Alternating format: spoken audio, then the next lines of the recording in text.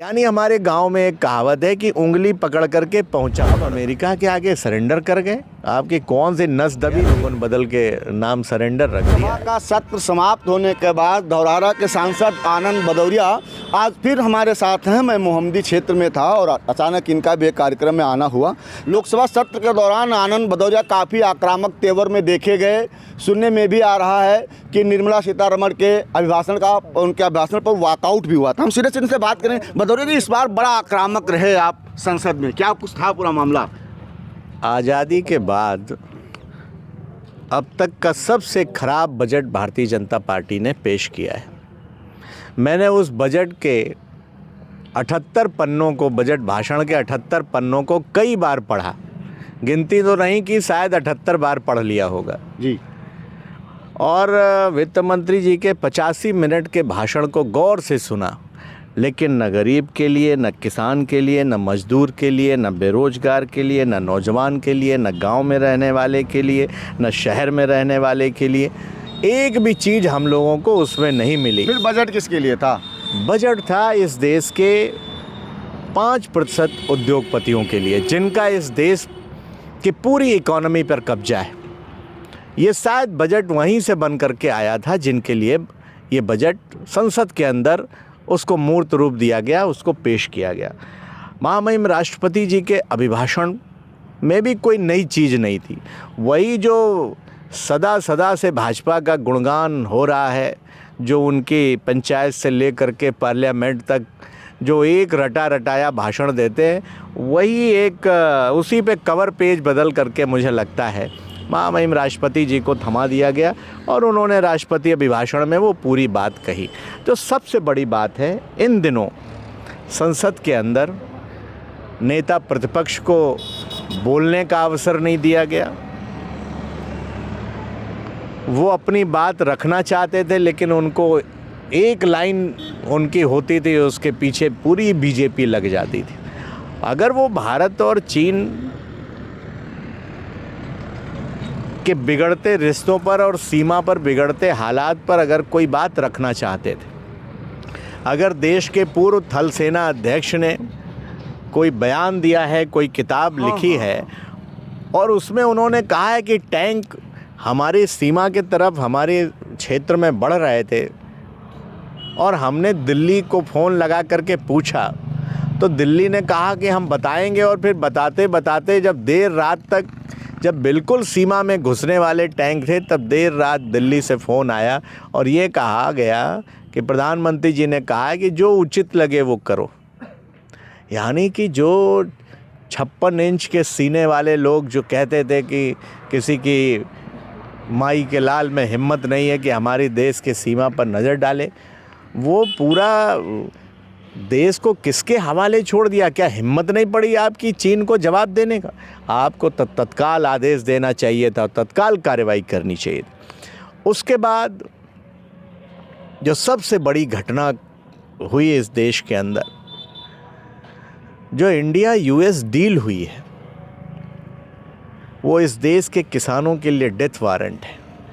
आज़ादी के बाद ये पहली ऐसी हुकूमत है, पहले ऐसे प्रधानमंत्री हैं जिन्होंने खेती किसानी का बाज़ार अमेरिका के लिए खोल दिया है। क्या अमेरिका के किसानों से हमारे देश का किसान मुकाबला कर पाएगा? अब ये कह रहे हैं कि हमने पूरा नहीं खोला है, हमने कुछ ड्राई फ्रूट्स, हमने कुछ फल, हमने कुछ ज्वार और मक्का से बने प्रोजेक्ट, सोयाबीन तेल, हमने केवल उनके लिए खोला है। और उसमें जो डील है, ट्रीटी है, जो उसमें लिखा है कि आदि सोयाबीन, मक्का, तेल आदि। अब आदि में तो अंत तो है नहीं, आदि मतलब वहाँ से शुरुआत हुई है। यानी हमारे गांव में एक कहावत है कि उंगली पकड़ करके पहुँचा पकड़ना। तो अभी इन्होंने अमेरिका को उंगली पकड़ाई है, खेती किसानी का बाज़ार जो खोला। आप लिख लीजिए, आखिर क्या कारण था कि आप तो कहते थे 140 करोड़ के देश, हम किसी के आगे झुकने वाले नहीं, जिसको चाहिए वो हमारे देश के सामने झुकेगा। आपने सुना होगा पुराना भाषण। बिल्कुल सुना। और क्या हुआ? आप अमेरिका के आगे सरेंडर कर गए। आपकी कौन सी नस दबी थी?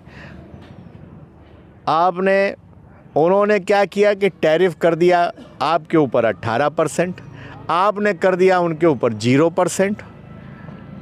घाटे में कौन है, पूरी बात आ जाए। आपने कह दिया 46 लाख करोड़, 5 साल में 46 लाख करोड़ का सामान अमेरिका से खरीदोगे। उत्तर प्रदेश वाले कह रहे हैं कि हमने आज़ादी का सबसे बड़ा बजट पेश किया है, 9 लाख करोड़ से ज़्यादा।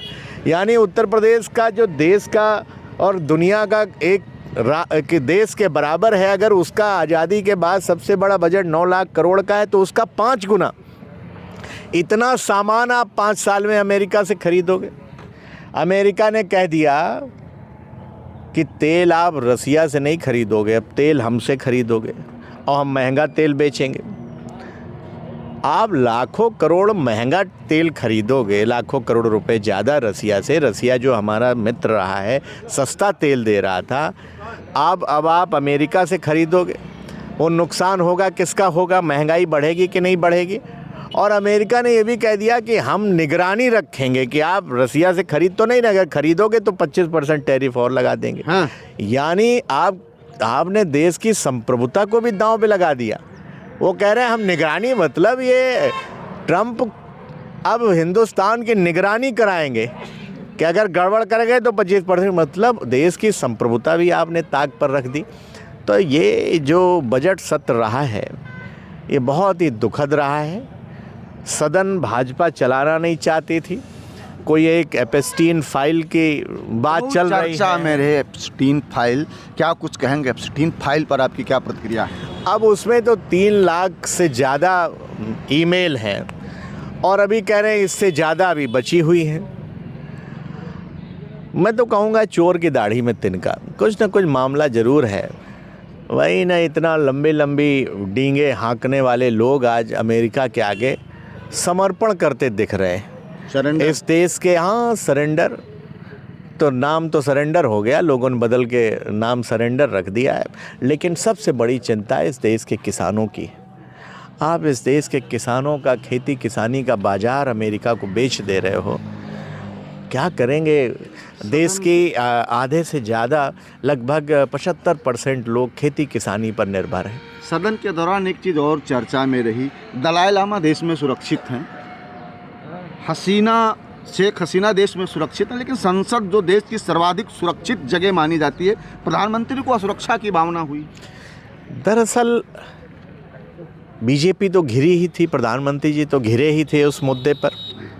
उन्होंने अपने एक सदस्य के माध्यम से बहुत ही घटिया टिप्पणी, जो सदन में कभी नहीं हुई, उस तरीके की, हम लोग आपके कैमरे पे बोल नहीं सकते थे, उनके सदस्य के लिए माइक खुला रहता है, वो खड़े हो जाएं तो बिना नाम लिए। मैंने तो पहली बार सदन में देखा कि सभा पीठ से आदेश भी नहीं हुआ, उनका नाम पुकारा भी नहीं गया, वो खड़े हो गए, माइक भी ऑन हो गया, वो भाषण दिए तो हम लोग चिल्लाए कि अरे आपने तो नाम भी नहीं पुकारा। तब उन्होंने बीच में नाम लिया। अब उन्होंने बहुत घटिया टिप्पणी की, तो उस टिप्पणी को सुन करके हमारी जो महिला सदस्य थी उनको बर्दाश्त नहीं हुआ। वो ज़रूर जोश में थी, लेकिन मुझे लगता है जोश में होश नहीं खोती, लेकिन लोग डर गए और सदन में आए भी नहीं। उत्तर प्रदेश में 2 दिन पहले विधानसभा चल रही थी, नेता प्रतिपक्ष के लिए मुख्यमंत्री योगी आदित्यनाथ ने बुढ़िया कह के एक शब्द पुकारा कि कभी आप अपने बुढ़िया को ले जा करके भी ये दिखाएं वो दिखाएं। क्या कहेंगे इस बयानबाजी पर? आदरणीय माता प्रसाद पांडे जी हम लोगों के बहुत ही सीनियर नेता हैं, कई बार के विधायक रहे, मंत्री रहे, विधानसभा के अध्यक्ष रहे, हम सब उनकी इज्जत करते हैं। लेकिन पता नहीं क्या है मुख्यमंत्री जी की भाषा शैली। मुख्यमंत्री जी को ऐसे हल्के शब्दों का, अपमानजनक शब्दों का इस्तेमाल नहीं करना चाहिए हमारे एक सीनियर नेता के संबंध में। हालांकि मुख्यमंत्री जी जब बोलते हैं तो अंट संट ही बोलते हैं, तो हम क्या कहें उनके बारे में। जब भी बोलते हैं, और लोग तो ये कहते हैं कि वो तो एएनआई के कैमरे पे भी आपने देखा होगा, और लोग तो ये कहते हैं कि और भी बहुत कुछ। आज नसीमुद्दीन के अलावा और तमाम नेता समाजवादी पार्टी में शामिल हुए हैं। समाजवादी पार्टी के इस बढ़ते हुए कुनबे को लेकर के क्या कुछ? समाजवादी पार्टी का कुनबा लगातार बढ़ रहा है, हमारा परिवार बढ़ रहा है। आज नसीमुद्दीन सिद्दीकी जी, प्रतापगढ़ के पूर्व विधायक पाल साहब, पीलीभीत के अनीस अहमद फूल बाबू जी सहित तमाम नेता आज पार्टी में शामिल हुए हैं। उनके आने से निश्चित रूप से हमारी पार्टी का जनाधार बढ़ेगा, पार्टी मजबूत होगी। और नसीमुद्दीन साहब हों, चाहे पाल साहब हों या फूल बाबू जी हों, ये लोग ज़मीनी लोग हैं, ज़रूर पार्टी के लिए मेहनत करेंगे और 2027 में पीडीए के जननायक माननीय अखिलेश यादव जी के नेतृत्व में समाजवादी पार्टी की सरकार आपने बनाएंगे। सरकार बनाने की बात की थी भदौरिया जी, हो सकता है आप मेरे सवाल को इनकार कर सकते हैं कि हम इस बात का जवाब नहीं देंगे, लेकिन चूंकि आप हैं, आपकी विधानसभा पड़ती है तो पूछना आवश्यक है। मोहम्मदी में बड़ी रार चल रही है, अंतर कलह चल रही है। जो यहाँ के जो नेता हैं, जो टिकट की दावेदारी कर रहे हैं, उनके अंदर जब एक पास बैठो तो बड़ी अंतर कलह है। इस अंतर कलह को कैसे दूर करेंगे? भारतीय जनता पार्टी में, मैं समाजवादी पार्टी की बात कर रहा हूँ। तो समाजवादी पार्टी में भाई आपको पता चल गया, मुझे तो पता चला नहीं। हालांकि 5-6 लोग, आधा दर्जन से ज़्यादा लोग मांग रहे हैं। 8 लोग। अच्छा, 8 लोग। तो मैं सोचता हूँ एक टिकट आएगा, उसके 8 टुकड़े करेंगे, सबको एक एक दे देंगे।